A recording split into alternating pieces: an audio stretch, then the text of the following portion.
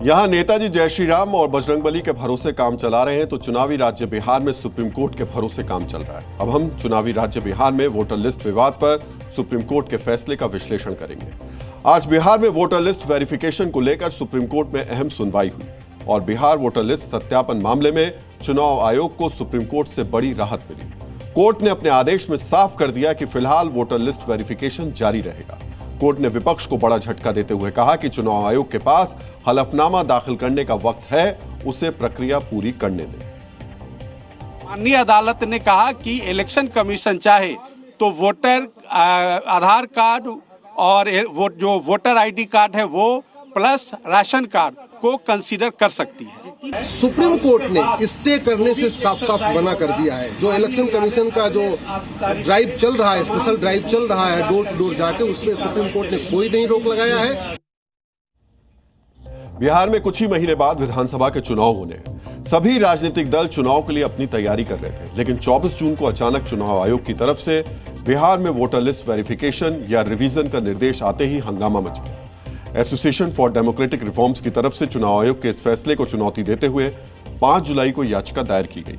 ADR के बाद RJD, Congress समेत 9 राजनीतिक दलों ने भी सुप्रीम कोर्ट में चुनाव आयोग के फैसले को चुनौती दी। इन सभी याचिकाओं को लेकर 5 बड़े सवाल उठाए गए थे। विपक्ष ने इस पूरी प्रक्रिया को संवैधानिक प्रावधानों का उल्लंघन बताया, नागरिकता, जन्म और निवास को लेकर मनमानी का आरोप लगाया, एसआईआर को लेकर लोकतांत्रिक सिद्धांत कमजोर करने वाला फैसला बताया। साथ ही इस प्रक्रिया को लेकर कहा गया इससे गरीबों पर बेवजह का बोझ पड़ेगा और चुनाव आयोग की तरफ से वोटर वेरिफिकेशन की टाइमिंग को लेकर भी सवाल उठाए गए। सुप्रीम कोर्ट के फैसले के बाद अब बिहार में वोटर लिस्ट वेरिफिकेशन यानी एसआईआर 2 तरीके से होगा। पहला, booth level officer pre field form के साथ घर घर जाएंगे। यहां प्री फील्ड फॉर्म का मतलब है वोटर के बारे में जानकारी पहले से ही फॉर्म में भरी होगी। बीएलओ सिर्फ उनका वेरिफिकेशन करेगा और जरूरत लगने पर व्यक्ति को आवश्यक दस्तावेज जमा करने होंगे।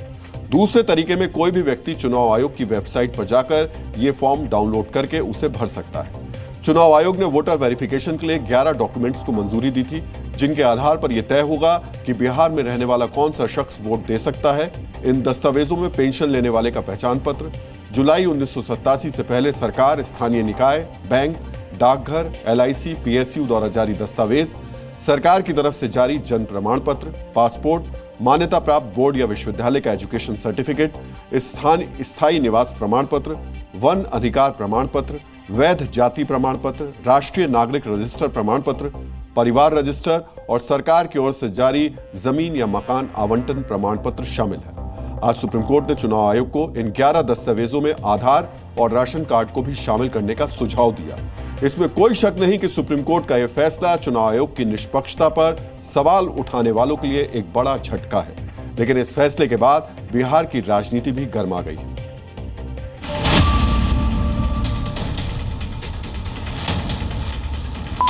भारत का संविधान कहता है कि जो भारतीय होगा वही मतदाता होगा, इसलिए एसआईआर का जो अभियान चल रहा है इसको चलने देना चाहिए। आधार कार्ड को माननीय सर्वोच्च न्यायालय ने कहा है कि राशन कार्ड को, ये सारे कार्ड को भी इंक्लूड किया जाए, तो ये सारी चीज़ों के होने से तो सुविधा होगी लोगों को।